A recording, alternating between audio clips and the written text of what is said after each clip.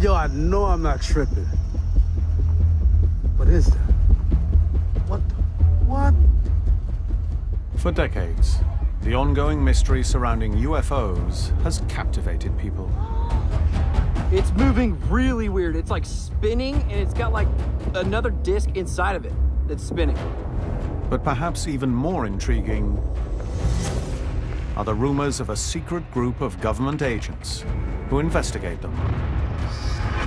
They started their UFO research programs all the way back in 1947. Dubbed the Men in Black. Many believe they have evidence of alien visitation. If we really are dealing with an extraterrestrial presence, the consequences are world-changing. In 2017, this secret group's highly classified mission was broadcast on the major networks, with reporters showing surprise and excitement, like this. We may not know if aliens exist, but it turns out our government had a special team of UFO hunters that was trying to find out. Funded by a secret multi-million-dollar program, the Men in Black do exist. Their findings hidden, until now. I think people were shocked to learn that the US government was taking it seriously. I'd been behind that radar system for many, many, many years. I'd never seen anything like that. Finally, we're going to hear incontrovertible proof that there are aliens in our airspace.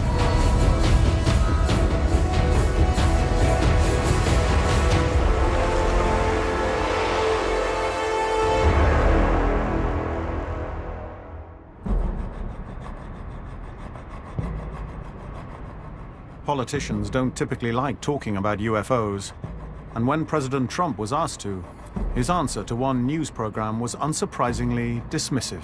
People are saying they're seeing UFOs. Do I believe it? Not particularly. Denial after denial has only fueled the public's desire to find the truth. John Greenwald runs a website called The Black Vault, which has forced the US government to declassify millions of pages of documents, including many about UFOs. For more than 20 years, one of the main focus areas of my research was to prove that the US government and military was not only seeing UFOs, they were encountering UFOs, and on top of all that, they were absolutely lying about it. But just recently, an incredible story hit the headlines. And it changed everything. I was a longtime reporter for the New York Times. My background was really investigative reporting. So I dealt with a wide range of topics, from the mafia to Nazi war criminals to corrupt politicians. And as I like to say, a story is a story. In 2017, Ralph Blumenthal was handed a very different kind of investigation. The story came to me in October when my good friend said she had just attended a meeting in Washington, D.C. with a number of top officials of the Pentagon and the head of a secret program to investigate UFOs, and he was resigning in protest against the lack of support at the Pentagon. And that sounded like a good story, so we took it to the New York Times. The article revealed the existence of a secret Pentagon department called the Advanced Aerospace Threat Identification Program, or ATIP, whose job was to investigate UFO sightings. Television news was quick to spread the story like wildfire, as seen on this news program.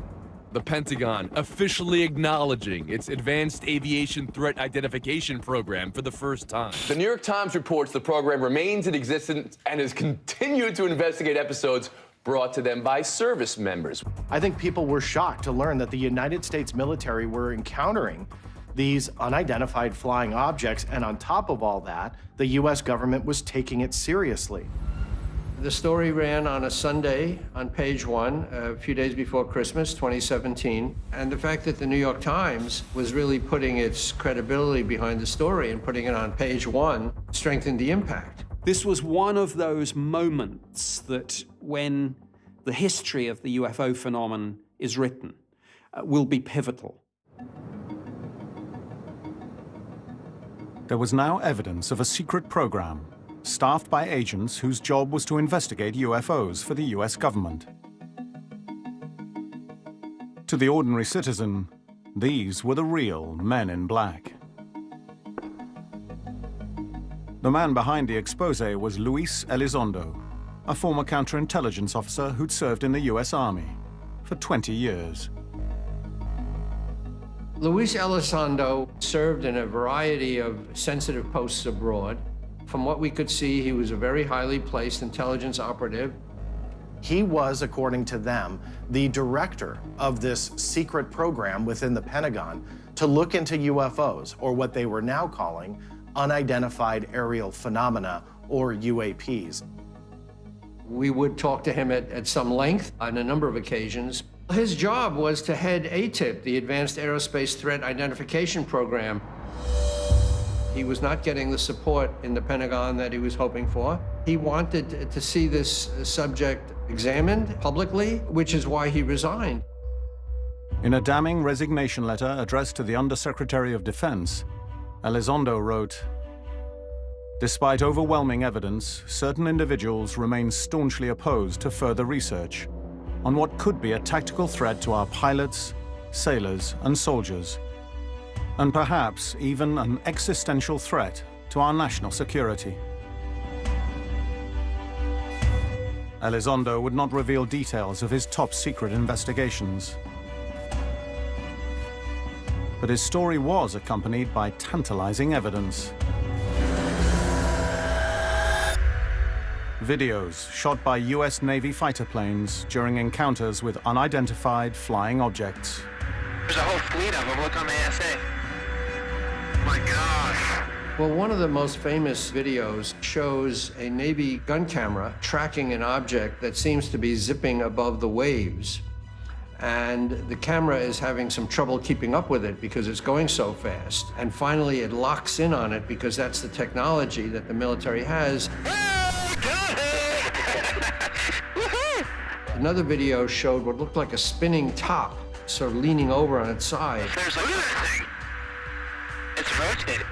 We released two at the time and later a third video from the Navy of thermal images of these objects. In other words, showing that they really exist. I mean, they were just blips, but they were real. So it caused a sensation. There was no official release by the Department of Defense, so it was hard to know what we were looking at. Were we looking at a true UFO, or were we looking at some kind of top-secret US technology? So until that point, was I intrigued? Absolutely. Look at that thing, dude. While the Pentagon remained tight-lipped, across the globe, experts came forward to offer theories on the Tic Tac videos and to help figure out what UFO secrets the men in black at ATIP might have discovered. Okay. Along with Navy witnesses were investigative journalists and top scientists. The ranks even included men in black from other countries. I have been called a real-life man in black. I was certainly a government UFO investigator and government UFO researcher. Other countries have been ahead of us, actually, in studying this phenomenon. The French, the Belgians, South Americans have not faced the same stigma as we have, or at least overcome it better in terms of putting their scientists to work at it. Nick Pope worked for the British government. In the 1990s, he ran a secret UFO desk at the Ministry of Defense. It wasn't like the X-Files. We didn't go out and run around dark warehouses or anything like that. It was much more headquarters-based. We would get 200 or 300 reports each year. My job was to investigate, interview the witnesses, check the radar tapes. What we were doing was highly classified, secret UK eyes only. The December 2017 story by the New York Times, this was a bombshell. And I think it was a real wake-up call for people who for years had been told that this was all just crazy talk.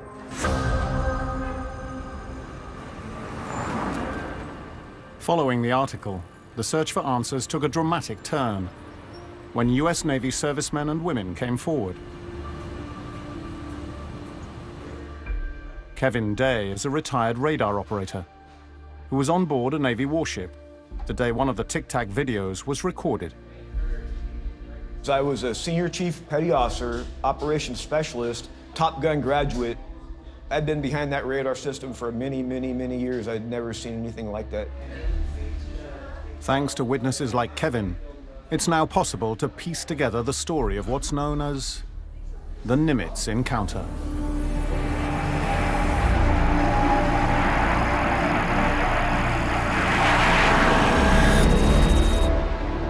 In 2004, a fleet of US Navy ships called an Aircraft Carrier Strike Group was on maneuvers off the Southern Californian coast in readiness for sailing to the Persian Gulf.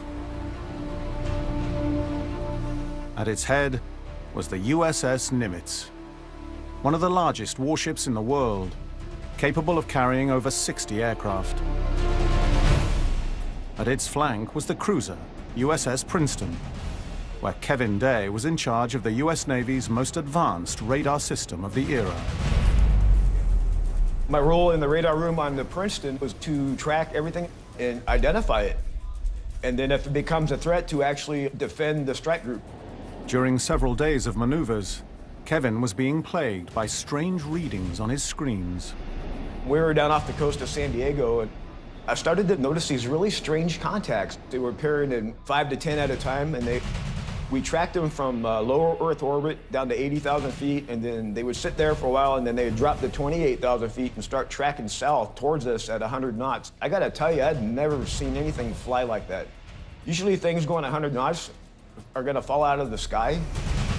For days, the readings disappeared as mysteriously as they had appeared. But one afternoon, just as the Nimitz was preparing to launch a squadron of F-18 fighter jets, the unidentified objects just kept coming. I was concerned about safety of flight. We were about ready to do a major air defense exercise where I was going to fill that airspace with aircraft, and that was going to put these objects, whatever the heck they were, right in the middle of my playground area.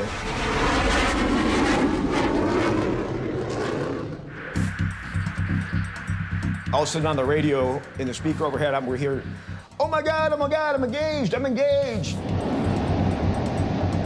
This Tic Tac looking object turns on him, it does a little dogfight on him. I'd never seen anything like that.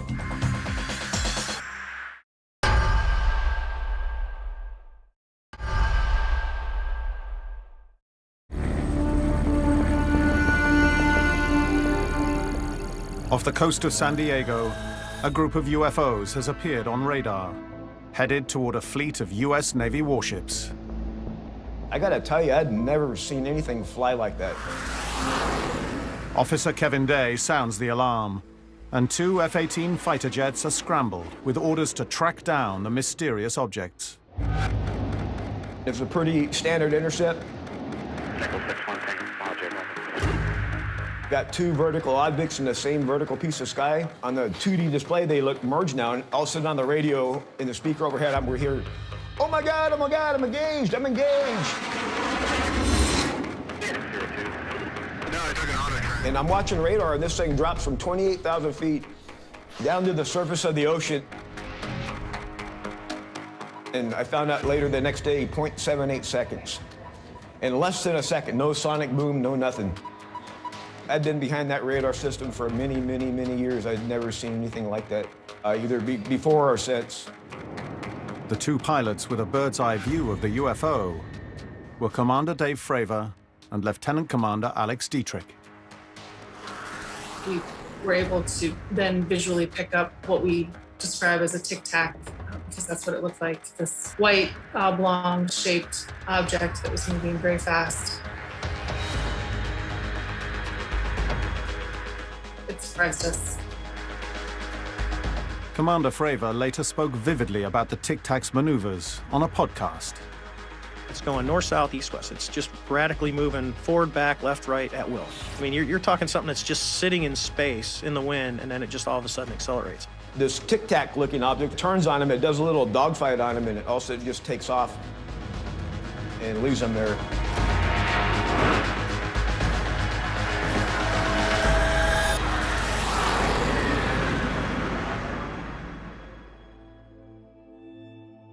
The former head of the Pentagon UFO department went public because he was concerned these objects could be a threat to national security.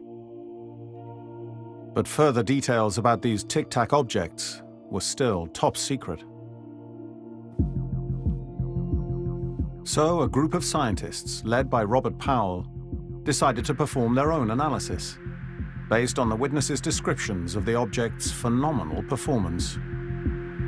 When we began to investigate the USS Nimitz, USS Princeton, F-18 encounters, we wrote a 250-page, basically, report on what encompassed the entire event. The pilot, who is at 20,000 feet with his co-pilot, they see the object and they describe it as being shot out of a gun. I mean, these are accelerations that are phenomenal. We had radar information, testimony from all the radar operators indicating that they were viewing an object capable of moving at speeds that was in tens of thousands of miles per hour. The acceleration values we found were G-forces over 100 Gs, sometimes approaching 1,000 G-forces. At 13 Gs to 15 Gs, the American F-35 fighter just tears apart in the sky. 50 Gs is the most an artillery shell, which is just a chunk of metal, can survive. And we're talking, in this case, of 100 to 1,000 G-forces, which if a human being, for example, was in that, you would basically be splattered into nothing but liquid mesh. When people looked at the Tic Tac video and some of the other US Navy videos, they noticed movement, sudden acceleration. Oh my gosh, dude. Wow, look at the fly. Which seemed so bizarre that really it's not something that would have a pilot in it. Certainly no human pilot. The report ruled that Tic Tacs were likely to be unmanned, with some deliberate force guiding the movements, possibly driven by artificial intelligence. What really made these objects stand out to the US Navy was a number of things. It has no wings, it has no forms of propulsion, but it moves its tip towards the pilot's plane as he's diving down towards it. And as he's going towards it, it comes around and it's doing a pirouette circle, and he's doing a circle as they're approaching each other. So inevitably the question came up, well, could this be AI? If it's extraterrestrial, AI-controlled drones or probes, perhaps piloted by some sort of machine intelligence, some sort of extraterrestrial AI. I believe that it's worth examining a hypothesis that there is some intelligent force that guides these objects in our atmosphere. I mean, I have to keep an open mind about it. I personally don't think it was a living organism. Whatever it was intelligent. And highly capable, too. As someone who is highly skeptical about these claims, I've tried to rule out that there could be some otherworldly civilization that's visiting Earth, and we just happen to be seeing their technology piloted by artificial intelligence. But you can't. You just simply can't.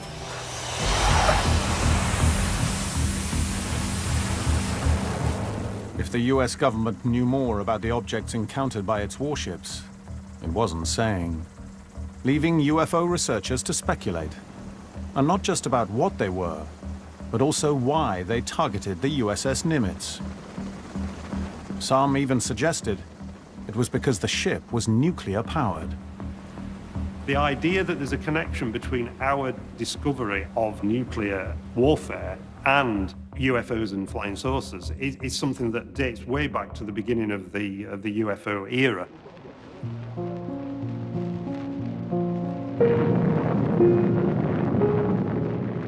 The nuclear age began on July the 16th, 1945, 210 miles south of Los Alamos, New Mexico, with the explosion of Trinity, the world's first plutonium bomb. 2 years later, and just 100 miles away, the Roswell incident kick-started a wave of UFO sightings. The United States Air Force is called upon to investigate reports of unidentified flying objects. So the question is, why? Why did it start at the same time as our atomic age? Just from a scientific viewpoint, it's much easier to detect nuclear emissions. What a number of people in the UFO community believe is that those nuclear explosions first put us on the radar of extraterrestrial civilizations nearby.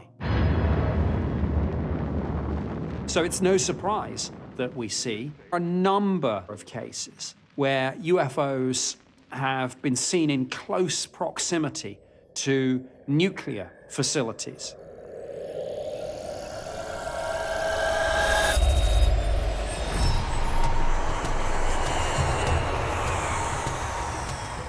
(1980), and a pair of US Air Force bases in England play host to one of the most infamous modern UFO sightings.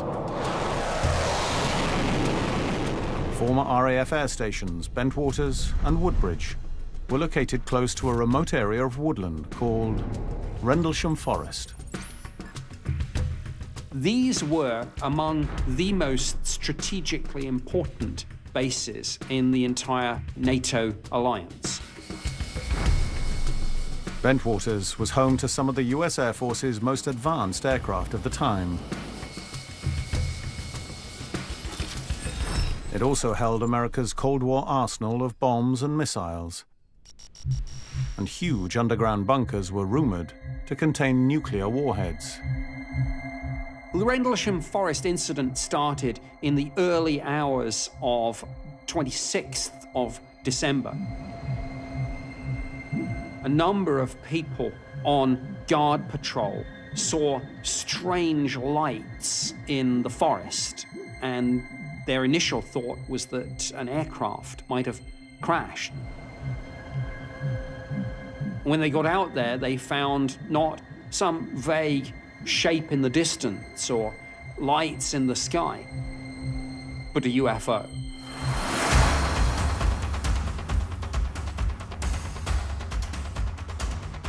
The guards in the forest sketched what they saw, and the statements they made described an astonishing sight.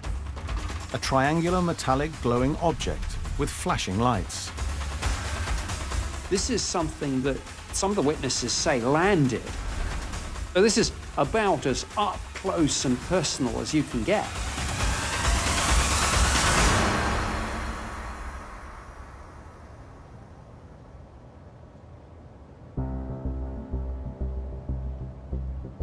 On the next night, Deputy Base Commander Lieutenant Colonel Charles Holt went out into the forest to debunk all this UFO nonsense. But he was not able to debunk it because he ended up a witness himself. Suddenly caught in his own UFO encounter, Holt was faced with 3 star-like objects making sharp angular movements in the sky. He saw this UFO in the sky, zigzagging around, performing extraordinary maneuvers. He said it was almost as if the thing was conducting a grid search.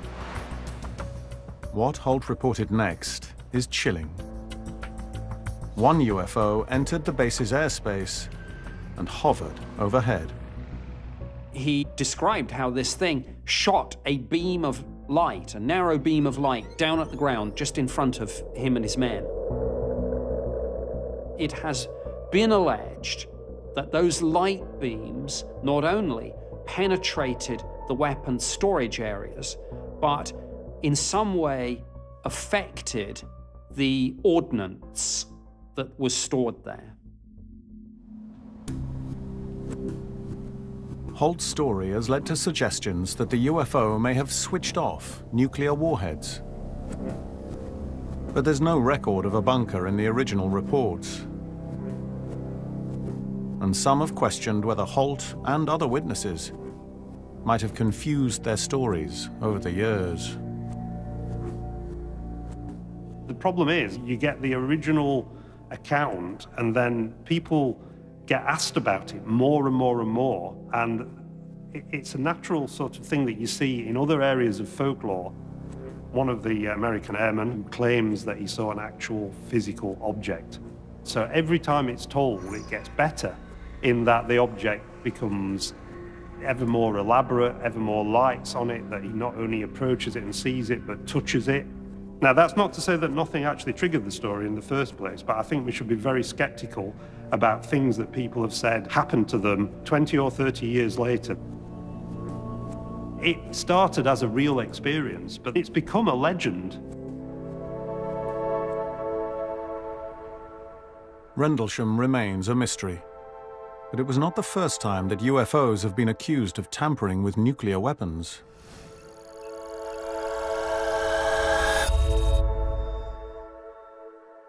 Robert Salas is a retired US Air Force officer. In 1967, he was based at Malmstrom Air Force Base in Montana. I was involved with the 341st Strategic Missile Wing. We had something like 150 missiles ready to launch, given the order. Malmstrom was one of 5 sites that housed the heart of the United States nuclear arsenal. Each of its 150 warheads delivered a 1 megaton blast, over 50 times greater than the Hiroshima bomb. So March 24th, 1967, while I was in command of the site, I was about 60 feet underground in a hardened concrete and steel capsule. And sometime in the evening, I get a call from my top guard upstairs. He called down and said that he was seeing strange lights in the sky that could do things like stop in midair, reverse course, make 90-degree turns, and there was no engine noise. I said, "You mean like UFOs?" About 5 minutes later, he calls back, and this time he's extremely frightened. He says he's got all the guards out there that are looking at this orange-reddish light that's pulsating. It's hovering just above the front gate, and he wants me to tell him what he should do about it. And obviously, I thought that now this was a pretty dramatic situation. You know, we really could be under some sort of an attack. And then we got some bells and whistles going off, klaxons. We look over to our board, and some of our missiles started going from green to red, which meant that the missiles were unlaunchable. They were disabled. We lost 20 nuclear missiles during a time when UFOs were observed over our facilities.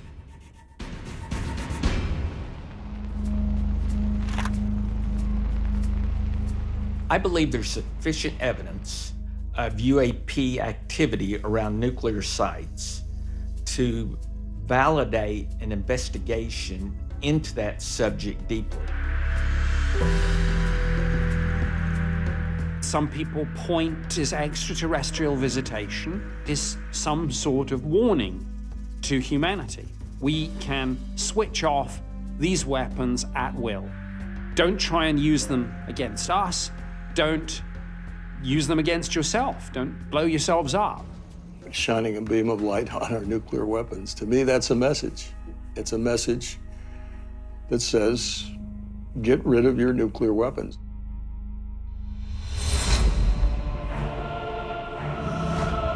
There was essentially a second program. I mean, there were papers on anti-gravity and wormholes that would be needed for interstellar travel.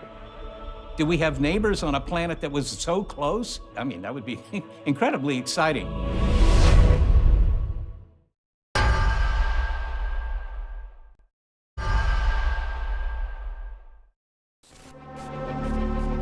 In 2017, the New York Times revealed to the world that men in black are real and working for a US government program called ATIP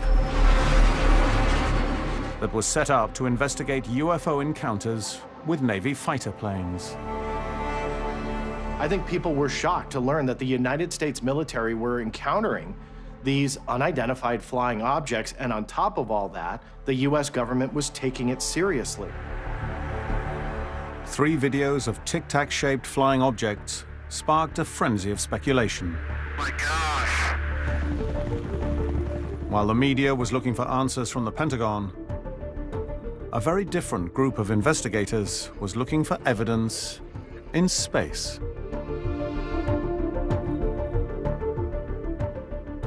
The acronym SETI stands for the Search for Extraterrestrial Intelligence. So that's one of our projects to find not just life beyond Earth, but life that's clever, intelligent, the way Homo sapiens is. Most SETI revolves around the use of radio telescopes to listen for signals from other civilizations. I think it's one of the best opportunities we have of finding scientific proof of the existence of extraterrestrial life. You take these big antennas, you point them in the direction of a nearby star system, and you try and find a signal coming from that direction, the kind of signal that only a transmitter could make.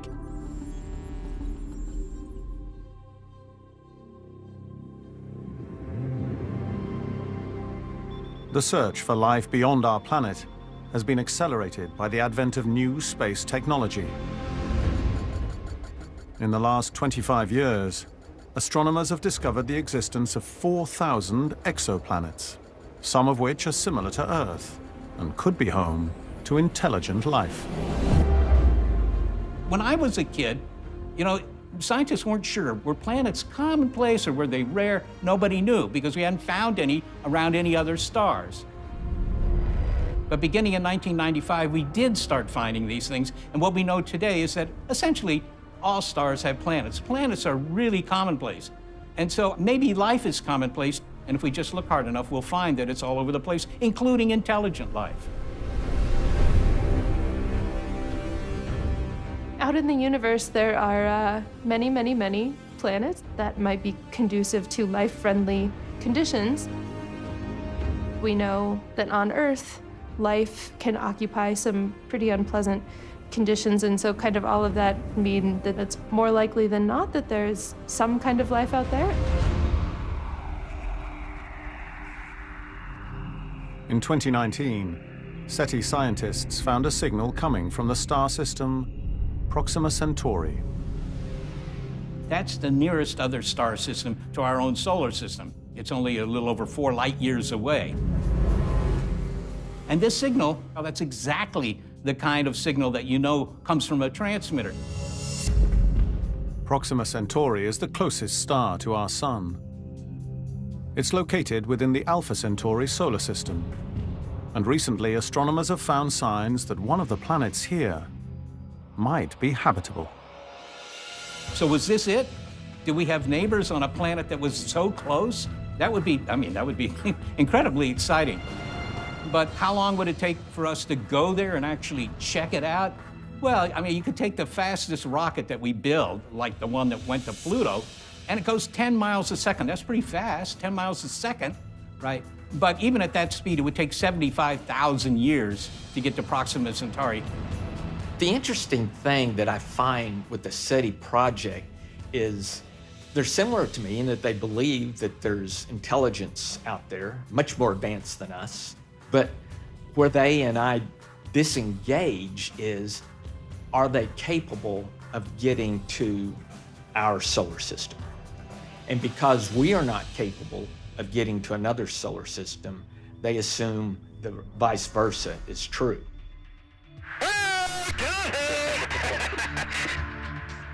Currently, there's no way of knowing if the objects recorded by US Navy pilots could have traveled from a neighboring part of our galaxy.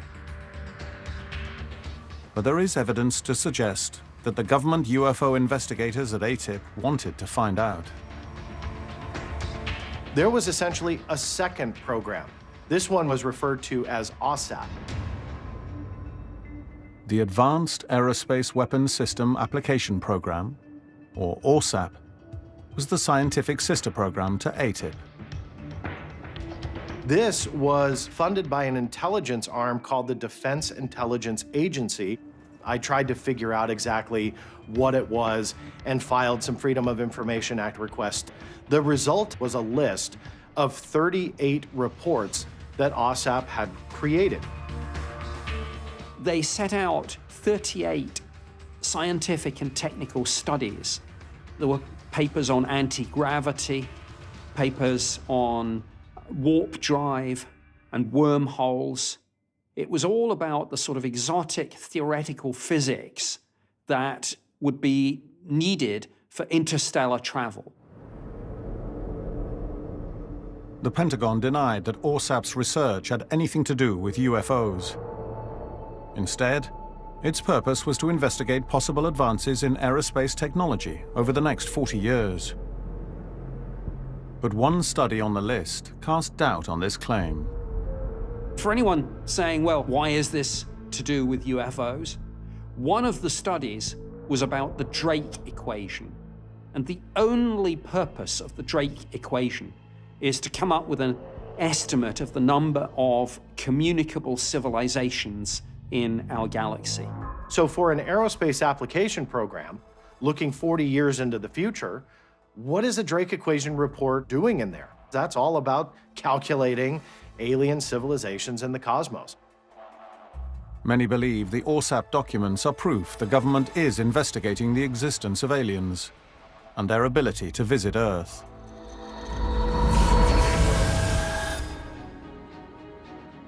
And although they've found no hard evidence of extraterrestrials yet, SETI's search continues.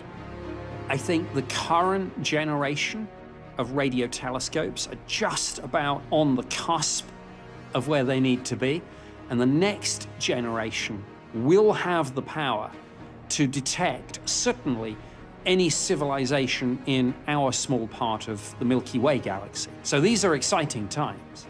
You know, are we close to finding ET? Personally, I think if we don't succeed within 50 years, by that point, we will have looked at so many other star systems that the fact that we're not finding any signals may mean something. But it doesn't mean anything yet today. We haven't looked at enough of the sky. What is that? What? We all of a sudden saw three lights coming from the horizon. The object hovered 30 seconds. This theory has suggested that you get something that's almost alive. This is a really far out idea.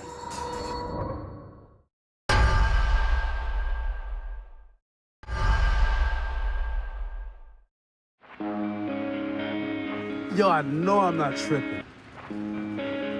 What is that? Across the globe, UFOs have been baffling onlookers for centuries. It's moving really weird. It's like spinning, and it's got like another disc inside of it that's spinning. And one of the most common types of sightings is mysterious moving lights. People have had different sightings of balls of light, fireballs, orbs. There are obviously fireball meteors. But then you get more interesting UFO cases that you can't explain in conventional terms. Over 20 years ago, lights like these caught the attention of British men in black.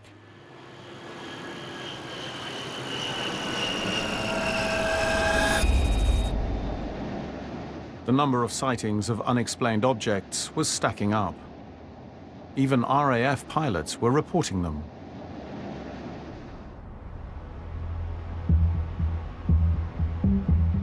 Concerned there was a threat to national security, the Ministry of Defense turned to the UFO desk for answers.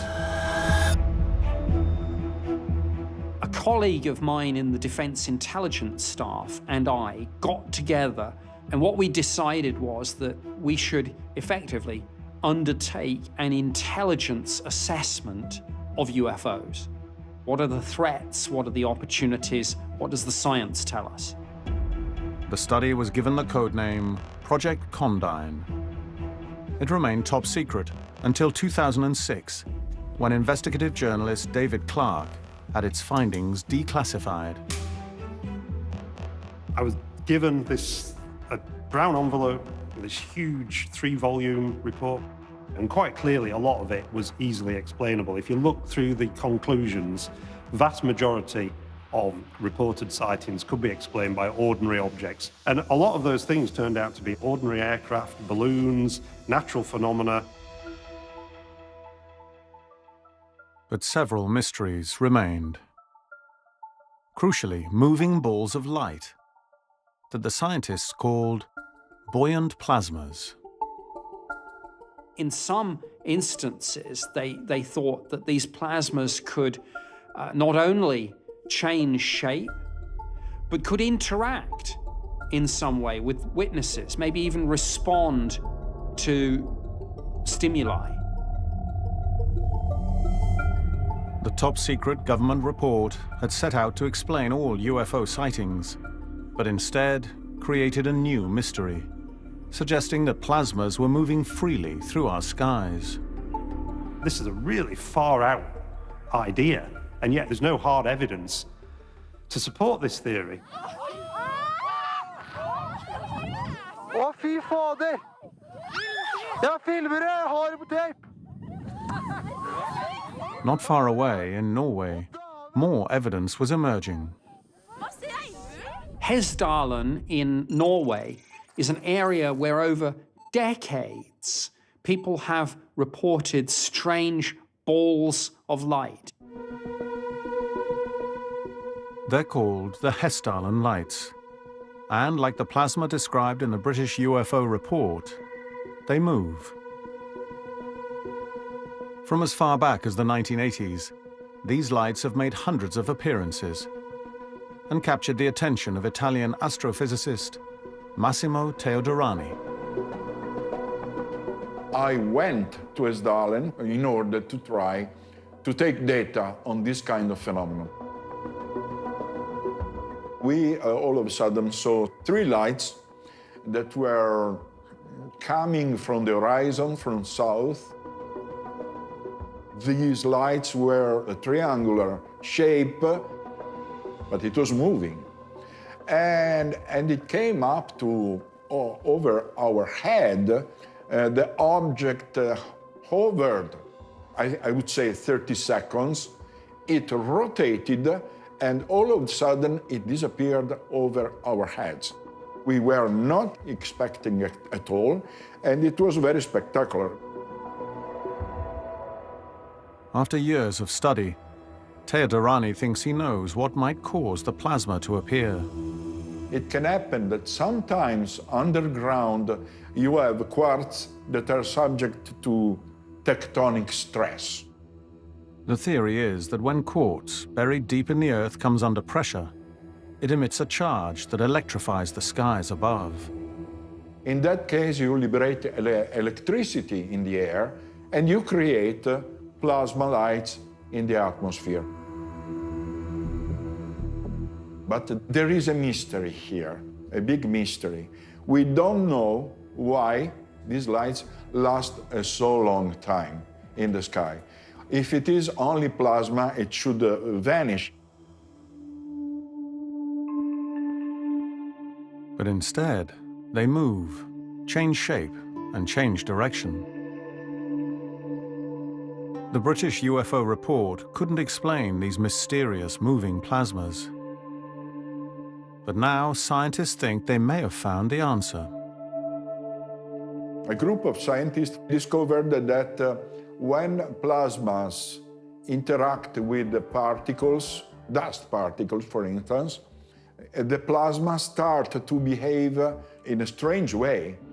They are making a spiral motion resembling exactly what's happening in the DNA in biology.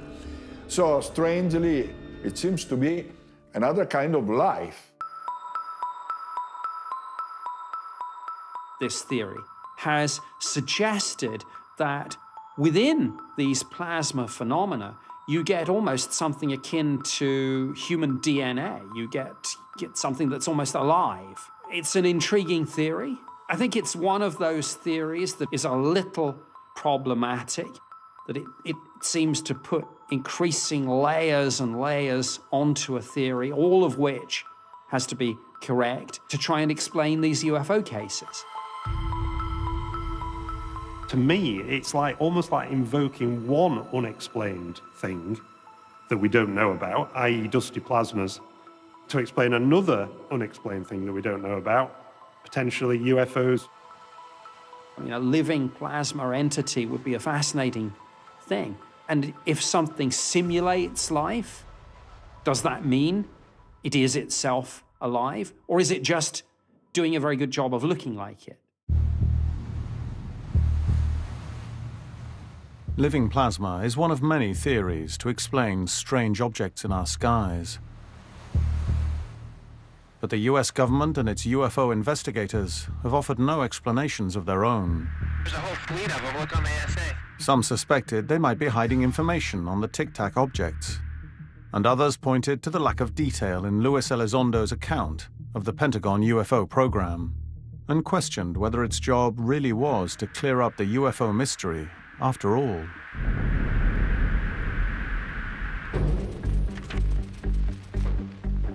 Suspicion surrounding the motives of the Men in Black dates all the way back to the UFO craze that created them. Looked like a falling star. It was wet and kind of coming down. I mean, I know myself I saw it, but I can't fathom it because it seems so unreal. The world was essentially in turmoil, still trying to clean up what happened during World War II. People were nervous that maybe there were Nazi technology that had survived after the war. You also, at the same time, had the Cold War being initiated, and paranoia in the U.S. was running high.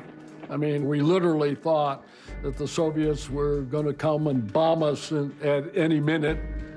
So now, in 1947, there's a flying saucer craze. People were nervous that the Soviet Union had highly advanced technology that they were potentially now going to point at us. So when the UFO craze happened, the general public was scared. Not necessarily of aliens, but scared about a phenomena that nobody could explain. In response to the widespread panic, the US government launched a formal investigation into UFO sightings, and the Men in Black were born. They started their UFO research programs all the way back in 1947, and really everything is referred to as Project Blue Book. Project Blue Book aimed to calm the nerves of the general public. In 1952, the American people eagerly awaited news about the truth behind UFOs. When the findings of the Men in Black were revealed by Air Force Major General John Sanford. Since 1947, we have received and analyzed between 1,000 and 2,000 reports. We have been able adequately to explain the great bulk of them. We've been able to explain them as hoaxes, as erroneously identified friendly aircraft. Probably their favorite explanations were it was the Star Capella, the Star Sirius, or it was a balloon, or it was another aircraft. And then their most famous explanation was it's swamp gas. A little bit of smoke light appears here, it goes out, another one appears over here, and sometimes this gas will gather into a bulb and actually float away. Project Blue Book came to an end in 1969, when a review found that the study of UFOs had not found anything of scientific value in over 21 years. But many people were left unsatisfied by the conclusions. The cases that they solved were laughable in many instances, where active duty United States military men and women were seeing things fly in the sky, reputable witnesses, and they would say, that's the planet Venus. You know, the planet Venus doesn't make a right angle turn and speed off in the sky. I think the true objective of Project Blue Book wasn't an investigation, but rather an explanation. The whole UFO thing, they wanted it to go away.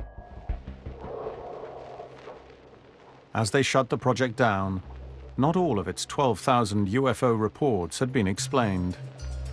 At the end of it all, they said only 701 remained unidentified. But now the question is, do you believe them? The Air Force has been accused from time to time of hiding information about UFO. What do you have to say to that kind of thing? Well, these charges are absolutely untrue. There's nothing to hide. There's nothing to hide at all. In the decades following Project Blue Book, the truth behind some of the sightings emerged. And it appeared the men in black had been covering for secret U.S. defense projects. CIA came out and mentioned that specifically. UFOs were used to cover the U-2 program because we had commercial pilots that were seeing things flying at 90,000 feet, which they knew no aircraft could find at. In that circumstance, you would far rather it was reported as a UFO than as we've seen America's next spy plane. This is what it looks like.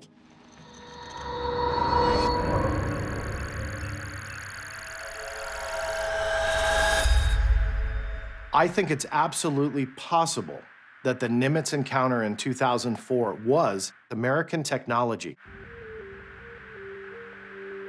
You have to keep in mind, with American classified technology, it is not uncommon for huge aircraft to be flying in our skies for decades before the general public even knows the craft exists. So will we find out in the year 2035 or 2050 that this was highly classified technology? Maybe. Researchers who believe the Tic Tacs are our own technology have suggested that US Navy pilots and radar operators are being used as guinea pigs by the US government's own armed forces. People have speculated about so-called black project secretly being tested in a sort of live, real-world way against another part of the US military. It's the best way, perhaps, to see. Do people track it on radar? Are they physically able to keep pace with this object? So that's a possibility. Another very disturbing possibility is that it might be Russia and China, adversary technology. We hear about Chinese hypersonic missiles, about AI-controlled drones. This is the next level of battle space technology. Has somebody made a quantum leap breakthrough? While many experts agree the videos show objects that could be explained by current or next-generation technology, others argue that this ignores the personal accounts of highly trained Navy eyewitnesses. We've got testimony indicating that they were viewing an object capable of moving at tens of thousands of miles per hour. Normally, even when we talk about hyper missiles, you're talking about 4,000 to 5,000 miles an hour. So to have any object capable of moving at tens of thousands of miles an hour is well beyond any capabilities that any nation states have. I'm still undecided about those videos, so I'm not yet prepared to say that this couldn't be our own technology. Could this be something extraterrestrial? Many possibilities are still in play. So there was something beneath the water. They had no idea what it was. Our sonar control operators actually heard these objects enter the water. When you're looking at this through the eyes of an intelligence officer in government, you figure this means something.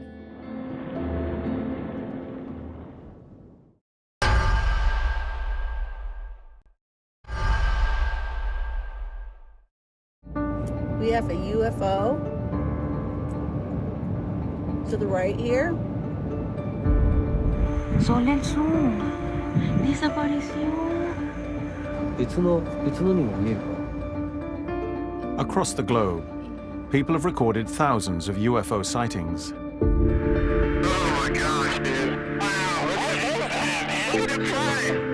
But the Tic Tac videos, leaked in 2017, are seen by many as the most significant yet. Filmed using US Navy infrared cameras, the videos have led some to believe that cutting-edge technology is capturing UFOs that were once invisible.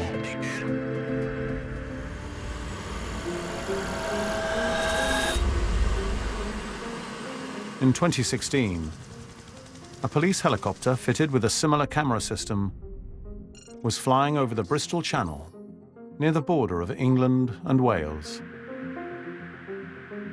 So in this case, under sort of low level, under 1,000 feet, they didn't see anything visually, but this infrared camera picked up an object that was moving quite a pace. The object was moving so quickly, the helicopter couldn't keep up. Officers continued tracking it for 7 minutes. Police needed help identifying the mysterious object in their airspace. But instead of sending the video evidence to the intelligence services, they did something remarkable. They released it on social media. So at the time, when it came out, there's experts from all over the world that immediately start looking at this thing, and there was a whole host of possible explanations for what had been seen. Twitter lit up with theories of aliens, a UFO, balloon, drone, or even a Chinese lantern. They didn't think it was a Chinese lantern because it was moving against the wind. The drone idea was dismissed because it was moving too fast, and a balloon would not be able to fly into the wind either. To this day, the sighting remains unexplained.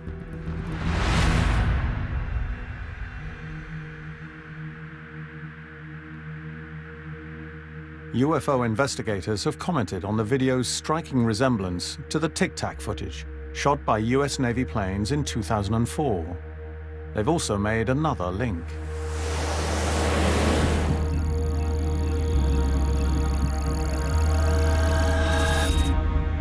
Water. When Top Gun pilots from the USS Nimitz engaged with UFOs over the Pacific Ocean, these objects were not the only strange activity they witnessed. There was a report by several of the pilots that they could see some disturbance on very clear water beneath it. So there was something beneath the water. They had no idea what it was. In the days leading up to the encounter, radar operator Kevin Day had seen these objects multiple times. On one occasion, the Tic Tacs dropped all the way down to sea level and then vanished from his screens. His search for answers led him underwater to the fleet's submarine. Our sonar control operators actually heard these objects actually enter the water, and then they tracked them on sonar going underneath the water at 500 knots. So these objects, whatever they were, they're transmedium. They can go through space, and apparently they can go through water, and they're not inertially affected. Transmedium is a term given to objects that can move seamlessly between different environments. These are objects that are moving purportedly at several hundred miles an hour under the water. We don't have that capability. We do have torpedoes, which move actually at around 100 to 150 miles per hour, which is really amazing. But we do not have the ability to move at several hundred miles an hour under the water. The evidence for transmedium UFOs is hotly debated and disputed, but that hasn't stopped speculation. Some people literally think it means alien bases under the sea. Other people think that water may be essential for the UFOs. I mean, all these are theories, but when you're looking at this through the eyes of an intelligence officer in government, when you see that common factor of water, you figure this means something. Could there be intelligent life hiding out in the oceans of the world? We haven't really done a reconnaissance of every nook and cranny of the oceans. So yeah, maybe there's some aliens down there. I don't know. But I mean, what's the evidence for that? The eyewitness reports from radar operators and pilots suggest that Tic Tac objects were capable of feats well beyond what can be seen in the videos alone. But if any evidence once existed, it's now gone. I was going to draft an after-action message and route it up the chain of command on the ship. I turned to the technician, and he looks at me, and he said, a couple guy in what appeared to be Air Force uniforms came on board our ship, and they took all of our radar data and all of our communications data. Some of the people on the other ships have reported the same thing happening. Our data was taken for some reason. Some believe the missing evidence could still exist.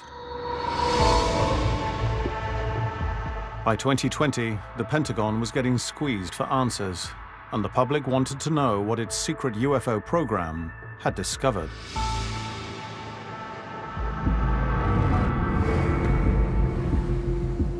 The ramp up to the UAP report released by the government, man, that was exciting. This would be the moment that the president got up and said, "My fellow Americans, people of the world, we're not alone."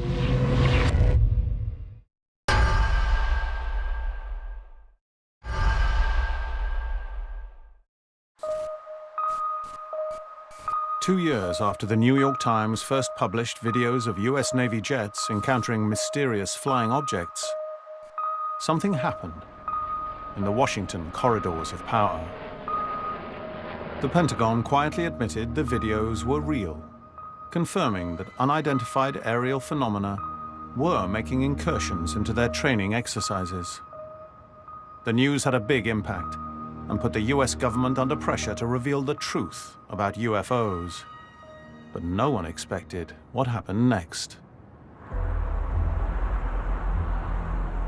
In December 2020, President Trump signed a bill containing an astonishing demand for the Pentagon to brief Congress on all it knew about UFOs within 180 days. The ramp up to the UAP report released by the government, man, that was exciting. And I think the world got excited. There was definitely chatter online counting down to the day. Finally, we're going to hear the proof, the incontrovertible proof that there are aliens in our airspace.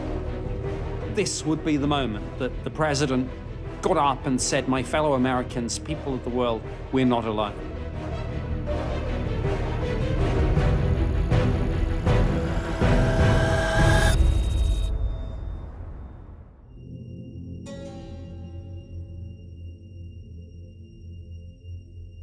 We take all incursions into our operating spaces. By any aircraft, identified or unidentified, very seriously, and investigate each one. We are taking the entire matter seriously. The eagerly awaited report revealed the Pentagon had investigated 144 UFO sightings since 2004 and had been able to explain just one. The report that was released by the Pentagon is very, very significant because it shows there's been a sea change in the attitude of the American government on this subject. The last time they looked at it was during the 1950s, and the report that was produced in 1969 effectively said that they didn't need to pay any further attention to it, whereas the new report says the opposite. The report was just a summary. And while it confirmed the existence of the $22 million program set up to investigate UFOs, it didn't offer any explanations for the UFOs themselves. The 9 pages, as limited as they were, did say that these objects are probably real. Probably. They put that equivocation in there, but basically they were saying they're real and that they represent a potential threat to aviation. The government basically is admitting they do not know what these objects are. And once you wrap your head around that the United States government, out of 144 objects, could only identify for certain one of them, it really brings up the question then, well, exactly what are these objects? But the report did suggest that a brand new program had been set up to find answers. Now we just can't walk away from this subject, right? We can't just ignore it. It's got to be evaluated. The sooner we have open hearings, the better it's going to be, because you're going to get more witnesses come forward. So it has had an impact. The Pentagon's report sent shockwaves across the globe. Despite the report's lack of answers, this was the US government admitting UFOs were real.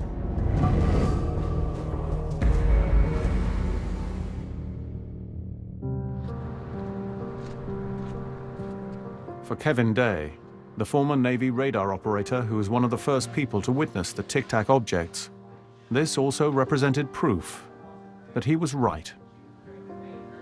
I felt vindicated, man. I was laughed at, and it broke my heart, man. I gotta tell you, people I had served with my whole career were laughing at me. But when the government came out and confirmed what we had seen was real, I have been vindicated. Not just me, but Commander Fravor and the other guys and gals that were involved in this. We've all been vindicated, because this really did happen.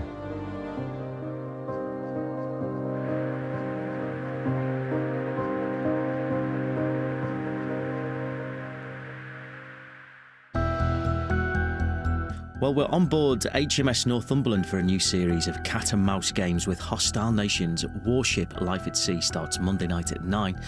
And getting us in the mood for Tom Hanks Day here on Channel 5 tomorrow, it's the brilliant Green Mile next.